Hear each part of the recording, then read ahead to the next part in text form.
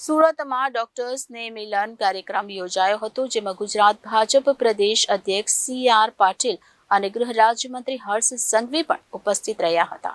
સુરતમાં ડોક્ટર્સને મિલન કાર્યક્રમ યોજવામાં આવ્યો હતો. લોકસભાની ચૂંટણીને લઈને આ સ્નેહ મિલન યોજવામાં આવ્યું હતું.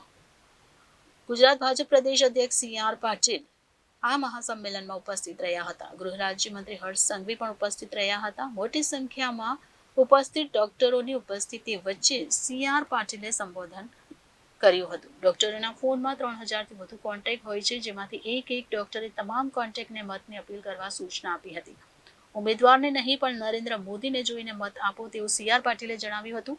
જો કોઈને ઉમેદવાર સાથે ન બને કે યોગ્ય જવાબ ન મળે તો મને કહો, તેમ વધુમાં જણાવ્યું હતું. તમારા વતી હું નરેન્દ્ર મોદી સુધી આપની વાત પહોંચાડીશ તેવું સી.આર. પાટીલે આ સંબોધનમાં જણાવ્યું હતું. અબકી બાર મોદી સરકારનું સૂત્ર સાર્થક કરવાનું સી.આર. પાટીલે કહ્યું હતું. મોદી સરકારે અત્યાર સુધી તમામને ધ્યાને રાખી યોજનાઓ બહાર પાડી હતી. વધુમાં સી.આર. પાટીલે જણાવ્યું હતું. વિકાસના કામો ગણાવવા નથી. આજે આપ સૌને બોલાવ્યા છે, આપ સૌના આશીર્વાદ લેવા માટે બોલાવ્યા છે. આપ સૌના આશીર્વાદ સતત મળતા આવ્યા છે.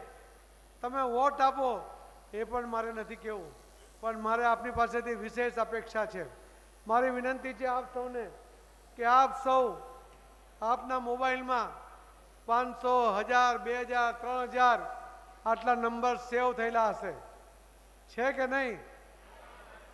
આ નંબર તમે આવતીકાલથી આ દરેક નંબર ઉપર એ તમારા મિત્ર હશે, તમારી સાથે ભણવાવાળા મિત્રો હશે, તમારી સાથે બિઝનેસમાં પાર્ટનર હશે એવા લોકો હશે, તમારી સાથે ધંધામાં જોડાયેલા લોકો હશે, તમારી હોસ્પિટલ સાથે જોડાયેલા પેશન્ટ પણ હોઈ શકે. તમે એમને રોજ આ જેટલા નંબર તમારી પાસે છે એમને એક મેસેજ કરો. આ વખતે આદરણીય પ્રધાનમંત્રી મોદી સાહેબને ત્રીજી વાર હેટ્રિક કરીને પ્રધાનમંત્રી બનાવવાના છે. એ કદાચ ગુજરાતના હોઈ શકે, તમારા મિત્રો ગુજરાત બહારના પણ હોઈ શકે. એના માટે એક વોટ માંગો. તમે એમને કહો કે તમે જ્યાં રહો છો ત્યાં જે પણ ભારતીય જનતા પાર્ટીનો ઉમેદવાર હશે એને એક વોટ આપો, અને તમારા ઘરના તમારા મિત્રોને પણ એક વોટ અપાવો. તમારા મિત્ર કદાચ તમને કહી શકે કે ભારતીય જનતા પાર્ટીનો જે ઉમેદવાર મારા વિસ્તારનો છે મને એ પસંદ નથી, મારો અનુભવ એના માટે સારો નથી, ત્યારે તમે એને ખાતરી આપજો કે તમારે મત આપવાનો છે, મોદી સાહેબને જોઈને મત આપવાનો છે. ઉમેદવારને ભૂલી જાઓ.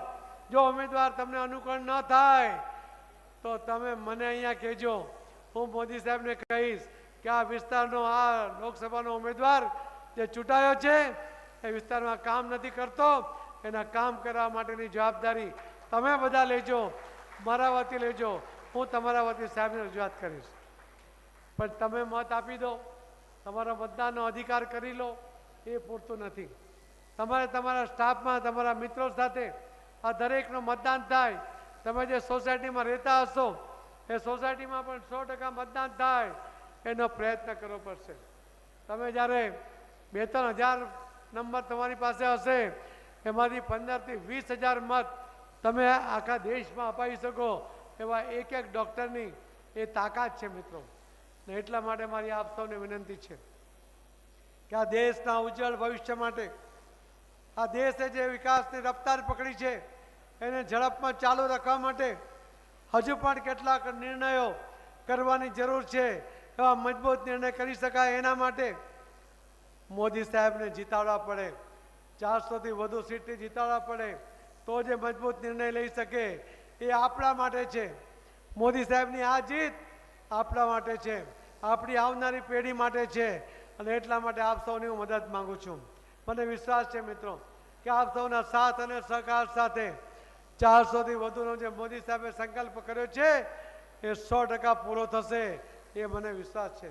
અને એટલા માટે હું આપ સૌને વિનંતી કરું છું